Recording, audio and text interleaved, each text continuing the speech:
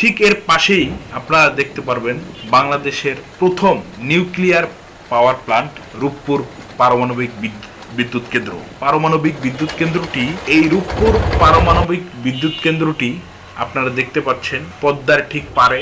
এখনো পুরোদমে বিদ্যুৎ সাপ্লাই শুরু হয় নাই, কাজ চলতেছে। এটি এক অসাধারণ দিগন্তের উন্মোচন করেছে, বাংলাদেশের জন্য এক নতুন অধ্যায়ের সূচনা করেছে। বাংলাদেশ নিউক্লিয়ার এনার্জির জগতে প্রবেশ করেছে। অসাধারণ একটি প্রকল্প গাইস, এই পারমাণবিক বিদ্যুৎ কেন্দ্র, যেটি ঈশ্বরদীতে এই রূপপুরে অবস্থিত। এই পারমাণবিক বিদ্যুৎ কেন্দ্র পাশে লালন শাহ ব্রিজ, তারই ঠিক পাশে হার্ডিন ব্রিজ। ইতিহাস, ঐতিহ্য, প্রাচীন নিদর্শন, সর্বাধুনিক প্রযুক্তি, সবকিছুর একটা অসাধারণ সমন্বয় আপনারা এখানে আসলে দেখতে পারবেন বন্ধুরা।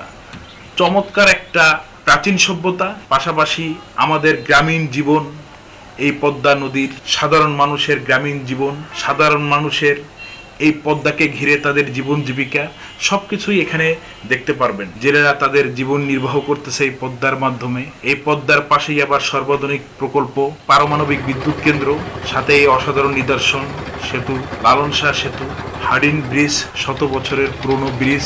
বন্ধুরা, আপনারা আসলে এখানেই দেখতে পারবেন। আপনারা যদি একটি ট্রলার নিয়ে বের হন, অল্প কিছু টাকা দিলেই আপনারা ঘুরতে পারবেন একটি ট্রলার রিজার্ভ করে, অথবা কয়েকজন বন্ধু বান্ধব মিলে আপনারা দেখতে পারবেন।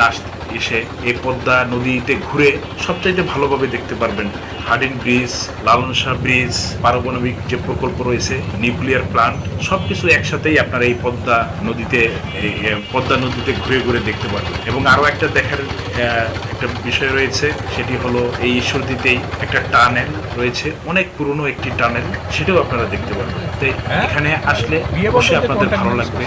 এবং আশেপাশে আরো অনেক দেখার মতো নিদর্শন রয়েছে, প্রাচীন অনেক স্থাপনা রয়েছে, পাখিতে অনেক পুরনো রেল স্টেশন রয়েছে, অনেক সুন্দর। এগুলো আপনারা দেখতে পারবেন। আসবেন বন্ধুরা, এখানে দেখবেন, আপনাদের ভালো লাগবে আশা করি। ধন্যবাদ।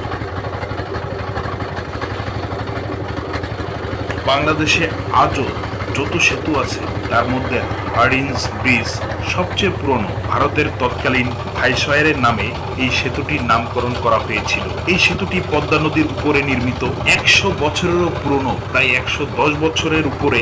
এই সেতুটি এখনো অক্ষত অবস্থায় পদ্মার বুক চিরে দাঁড়িয়ে আছে।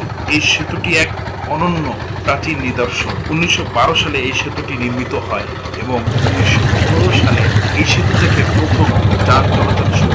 এছাড়াও ঠিক এই সেতুর পাশেই আপনারা দেখতে পাচ্ছেন লালন শাহ ব্রিজ।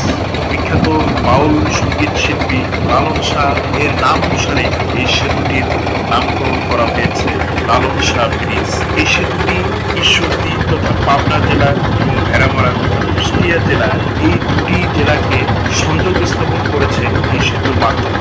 চমৎকার একটি সেতু। এই সেতুটি 1800 মিটার লম্বা এবং 18 মিটার চওড়া।